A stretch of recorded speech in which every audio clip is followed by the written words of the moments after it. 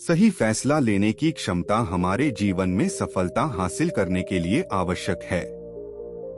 दोस्तों, दिल से स्वागत है आपका हमारे चैनल द यूनिक वर्ल्ड में। इस वीडियो में हम बताएंगे कि सही फैसला क्यों जरूरी होता है और जिंदगी कैसे सुधर सकती है। तो चलिए आज की इस बोध कहानी के माध्यम से जानते हैं कि जीवन में सही फैसले कैसे लिए जाएं और यह भी कि सही निर्णय लेने के तरीका कौन सा है।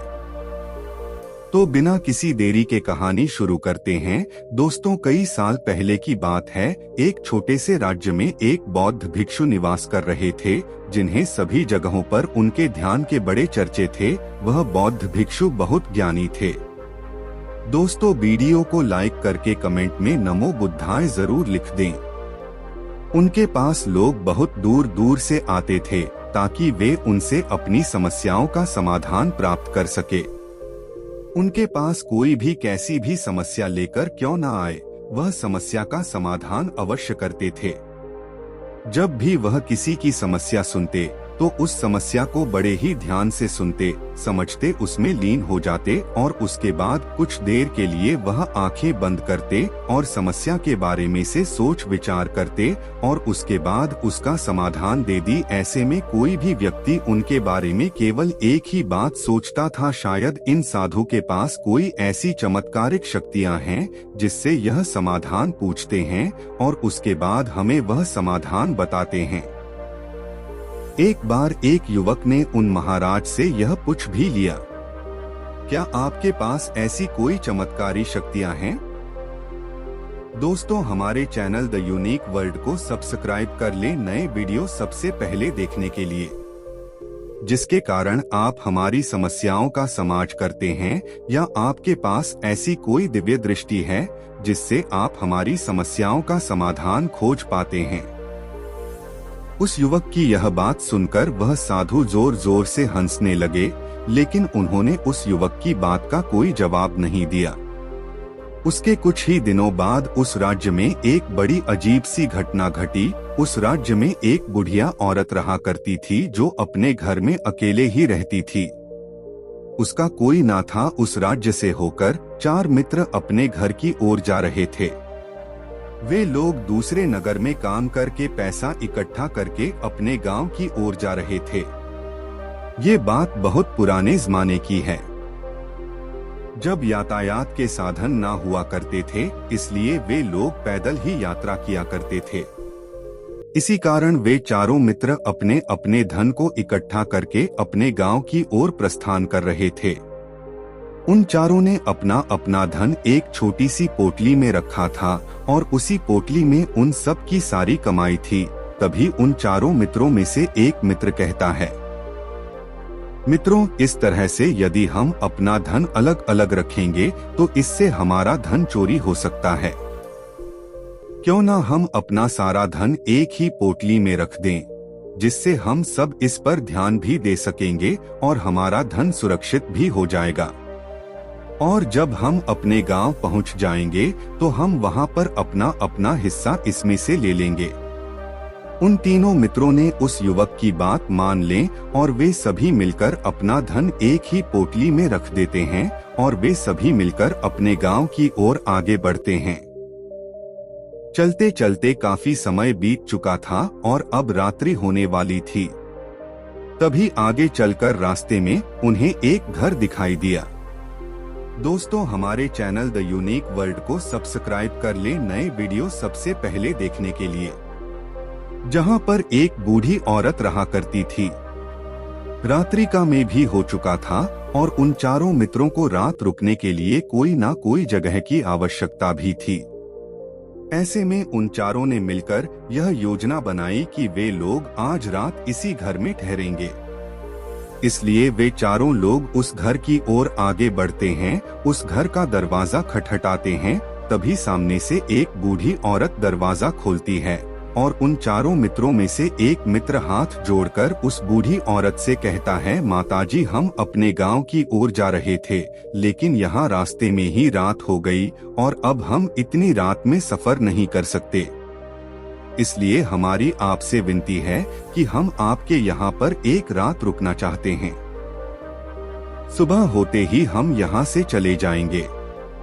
उस बूढ़ी औरत ने काफी देर सोच विचार किया और उसके बाद वह बूढ़ी औरत कहती है, ठीक है, तुम सभी आज रात के लिए यहाँ पर रुक सकते हो, मुझे कोई दिक्कत नहीं, मैं खाना बनाने जा रही हूँ। कहो तो तुम लोगों के लिए भी बना दूं।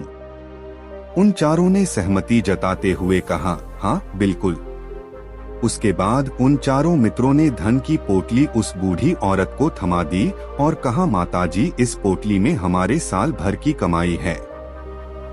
हम चारों ने अब तक का अपना सारा कमाया हुआ धन इसी पोटली में रखा है और अब हम इसे आपको सौंपते हैं, क्योंकि यह हम चारों से ज्यादा आपके पास सुरक्षित होगा। हम बस इतना चाहते हैं कि यदि हम चारों में से कोई एक व्यक्ति से लेने आए तो आप इस पोटली को उसे मत देना जब तक कि हम चारों एक साथ इस पोटली को लेने ना आए। तभी वह बूढ़ी औरत कहती है, ठीक है बेटा, यदि तुम चारों एक साथ आओगे तभी मैं इस पोटली को आपको सौंपेंगी, और वैसे भी आप लोग तो सुबह यहाँ से चले जाने वाले हैं, मैं आपको सुबह ही यह पोटली थमा दूंगी। वह धन की पोटली उस बूढ़ी औरत को थमाकर चारों मित्र निश्चिंत हो जाते हैं कि अब उनका धन सुरक्षित है और वे लोग खाना खाकर सो जाते हैं।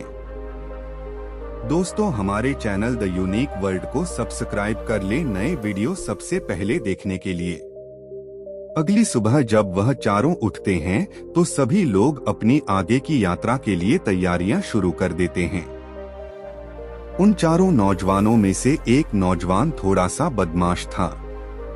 वह अपने उन तीनों मित्रों से कहता है, भाइयों, इस बूढ़ी औरत ने हमारी रात भर खातिरदारी की है, हमें अच्छा भोजन खिलाया, सोने के लिए अच्छी जगह दी, रात भर यहाँ सर छुपाने के लिए एक अच्छा मकान दिया और हमने अब तक उसके कुछ नहीं किया। वह बूढ़ी औरत अकेले ही खेतों में काम कर रही है। क्या हम सभी यहाँ से जाने से पहले इस बूढ़ी औरत की मदद नहीं कर सकते? उस बदमाश नौजवान ने मन ही मन यह योजना बना ली थी कि वह किसी तरह से भी उस बुढ़िया से पोटली हासिल करके ही रहेगा। बाकी के तीनों मित्र उसकी बातों में आ जाते हैं और वे सभी मिलकर उस बुढ़िया की मदद करने अर्थात खेतों में काम करने के लिए चल पड़ते हैं। वे सभी मिलकर खेतों का काम कर ही रहे थे कि तभी वह बदमाश नौजवान अपने बाकी तीनों मित्रों से कहता है, मित्र, मुझे जोरों की प्यास लग गई है, मैं जरा उस बूढ़ी औरत से पानी मांग कर लाता हूँ। वह बाकी मित्र भी अब काफी थक चुके थे, उन्हें भी जोरों की प्यास लगी थी, इसलिए वह तीनों मित्र उसे वहां से जाने की अनुमति दे देते हैं। जैसे ही वह बदमाश उस बूढ़ी औरत के पास पहुंचता है, वह उस बूढ़ी औरत से कहता है, माताजी, अब हम यहाँ से जा रहे हैं, कृपया करके हमारे धन की पोटली हमें वापस दे दे। इस पर वह बूढ़ी औरत कहती है, नहीं नहीं, जब तक तुम चारों एक साथ ना हो तब तक मैं वह पोटली किसी को नहीं दे सकती। तुम्ही ने तो कहा था कि जब तक हम चारों एक साथ ना हो तब तक यह पोटली किसी को नहीं देनी है। तभी वह बदमाश उन तीनों की तरफ इशारा करते हुए कहता, हे लाओ। उन तीनों ने सोचा कि हमारा मित्र हमारे लिए पानी लाना चाहता है, इसलिए वह हमसे आज्ञा मांग रहा है। तभी उन तीनों मित्रों ने इशारे में उस युवक से कहा, हाँ हाँ ठीक है, ले आ। यह देख उस बुढ़िया को यह लगने लगा कि अब यह चारों यहाँ से जा रहे हैं और यह अपनी पोटली मांग रहे हैं। दोस्तों, हमारे चैनल द यूनिक वर्ल्ड को सब्सक्राइब कर ले नए वीडियो सबसे पहले देखने के लिए। इसलिए उस बुढ़िया ने वह कोट लाकर उस बदमाश के हाथों में रख दी और वह बदमाश उस पोटली को लेकर वहां से चला गया और बाकी के तीनों मित्र अपने खेत के काम में व्यस्त हो जाते हैं। कुछ देर के बाद जब वह तीनों खेत का काम करके वापस लौटते हैं और बुढ़िया से कहते हैं, माता जी, हमारा मित्र जो यहाँ पानी पीने आया था वह कहाँ गया? इस पर वह बुढ़िया कहती हैं, क्या वह पानी पीने आया था? पर वो तो कह रहा था कि हम चारों जा रहे हैं, कृपया करके हमारे धन की पोटली हमें थमा दे। तब तीनों बड़े आश्चर्य होकर उस बुढ़िया से कहते हैं, माता जी, हमने भला कब कहा वह पोटली मांगी थी? हमें तो प्यास लगी थी और हमने पानी के लिए इशारा किया था। तभी बूढ़ी औरत उन तीनों से कहती है, परंतु अब तो वह पोटली लेकर जा चुका है। तभी वह तीनों मित्र सर पकड़कर रोने लगते हैं और कहते हैं, माताजी, उसमें हमारा सारा कमाया हुआ धन था जो वह अकेले लेकर भाग चुका है। हमने तो आपको कहा था कि जब तक हम चारों एक साथ न आए तब तक आपको वह पोटली किसी को नहीं देनी है। फिर आपने ऐसा क्यों किया? इसमें आप ही की गलती है। हमने आपको उस पोटली की हिफाजत के लिए रखा था और आपने उसे एक ऐसे आदमी के हाथों में दे दिया जिसने हमारा सारा धन हमसे लूट लिया। हम बर्दाश्त नहीं करेंगे।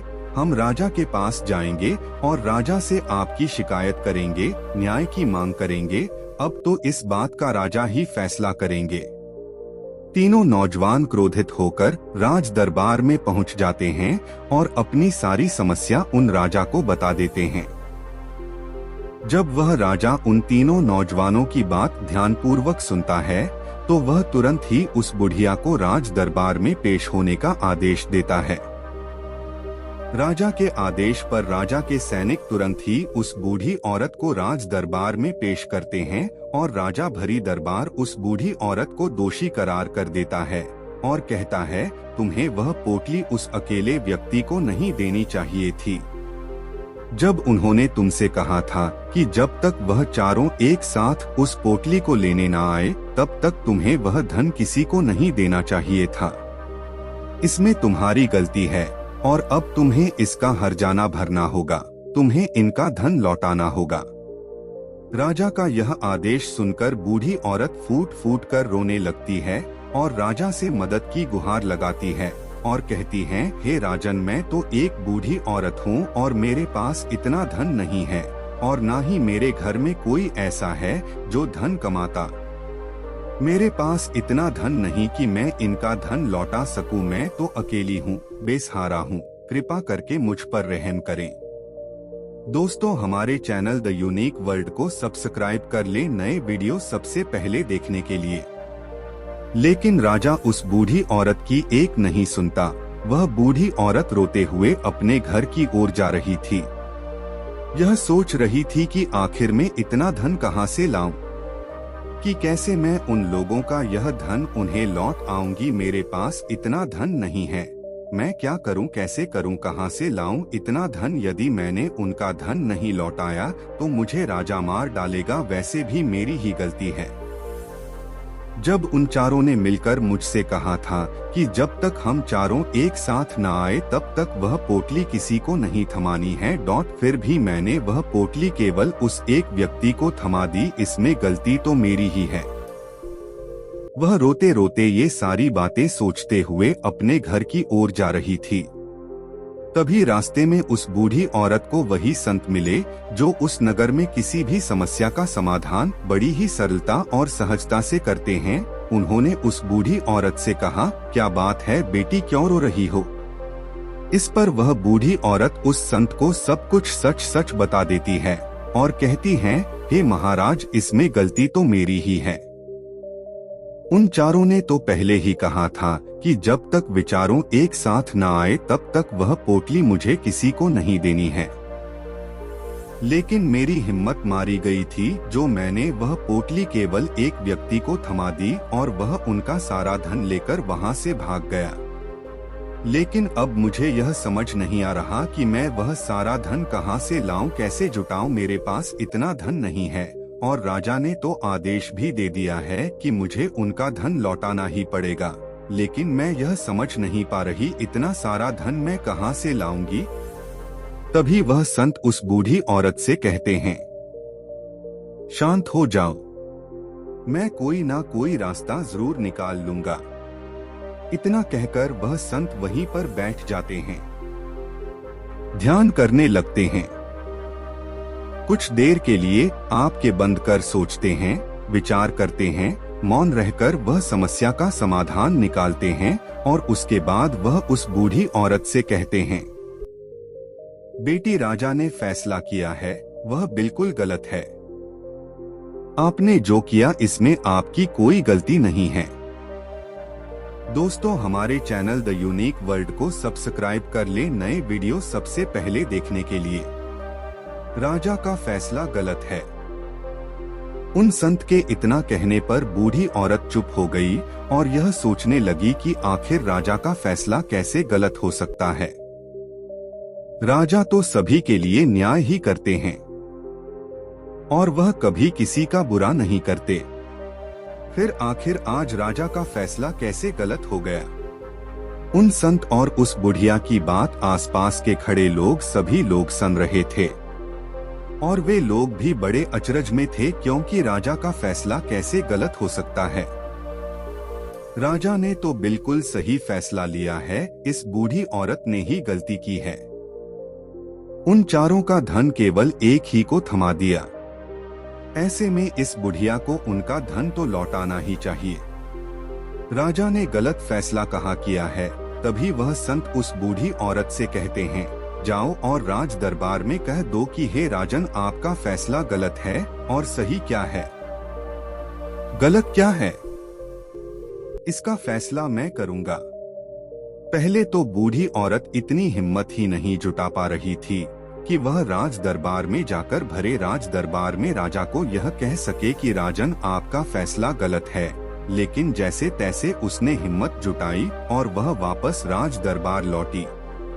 उसने डरते हुए भरे राज दरबार राजा से बड़ी धर्राती आवाज में कहा कि राजन, आपने जो फैसला किया है वह फैसला गलत है। इतना कहकर उसने राजा को सारी बात सच सच बता दी। उस बूढ़ी औरत की बात सुनकर राजा बहुत क्रोधित हुआ। राजा ने उस बूढ़ी औरत से कहा, कौन है वह संत जिसने मेरे फैसले को गलत बताया है? क्या उन्हें नहीं लगता कि मैंने सही निर्णय लिया है? मैं हर रोज कई निर्णय लेता हूँ, कई फैसले करता हूँ, लेकिन आज तक कभी किसी ने मुझसे यह नहीं कहा कि मेरा फैसला गलत है। यदि उन संत ने मुझे सही फैसला ना सुनाया, उन्हें फांसी की सजा दे दूंगा। यह बात पूरे नगर में फैल गई। सब लोग यह जानने के लिए हैरान थे कि आखिर वह साधु ऐसा कौन सा फैसला सुनाने वाले हैं जो राजा से भी उचित होगा, जिसमें सबके लिए न्याय होगा। राजा ने अपने सैनिकों को तुरंत ही आदेश दिया कि जाओ और संत को राज दरबार में लाओ। दोस्तों, हमारे चैनल द यूनिक वर्ल्ड को सब्सक्राइब कर ले नए वीडियो सबसे पहले देखने के लिए। राजा की आज्ञा के अनुसार वे सैनिक तुरंत ही उन संत को लेने के लिए निकल पड़े। वे लोग कुछ ही देर बाद उन संत को लेकर राज दरबार पहुँचे। राज दरबार में सभी लोग उपस्थित थे और सभी लोग उन संत के फैसले का इंतजार कर रहे थे। उन संत को देखकर राजा कहता है, महाराज, आपको ऐसा क्यों लगता है कि हमने जो फैसला किया है वह गलत है? इस बुढ़िया ने यह वादा किया था कि वह चारों लोगों को एक साथ ही वह पोटली जमा आएगी। फिर आखिर उसने अपना वादा क्यों तोड़ा?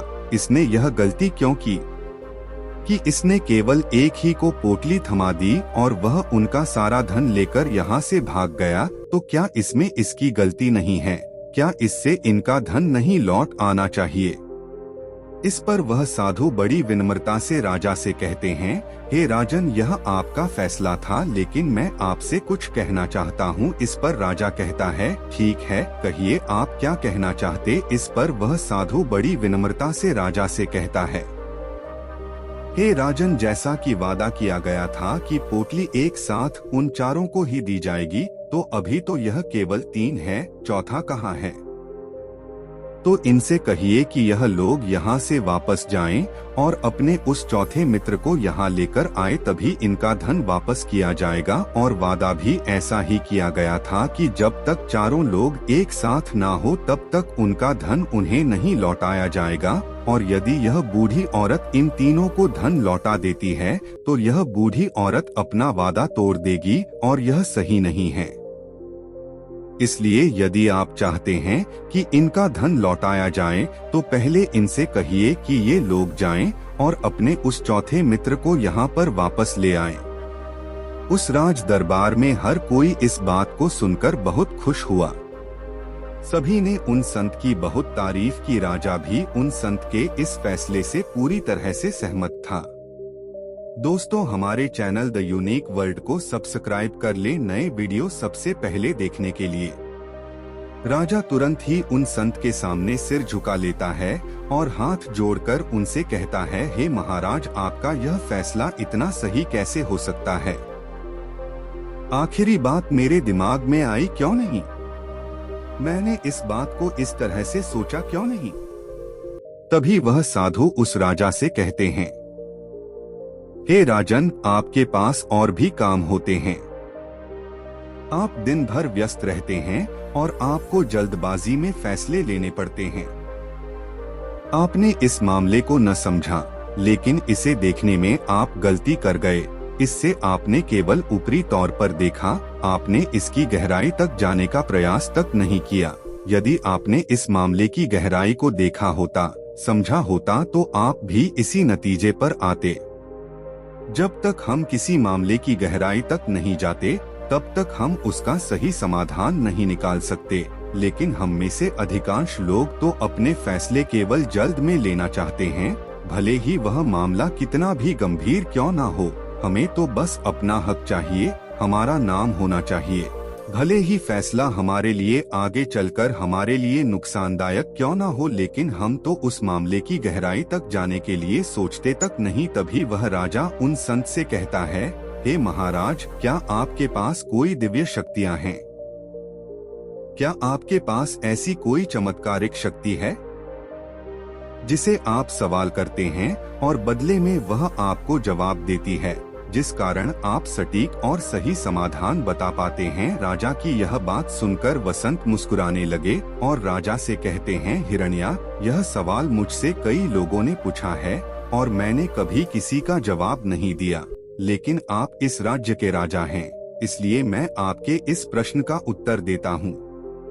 आप में से कई लोगों को यहाँ ऐसा लगता है कि मेरे पास कोई ऐसी शक्तियाँ हैं जिससे मैं बात कर सकता हूँ, जिससे मैं कोई भी समस्या का समाधान पा सकता हूँ। लेकिन मैं आप लोगों को एक बात सच सच बता देता हूँ, मेरे पास ऐसी कोई शक्तियाँ नहीं है।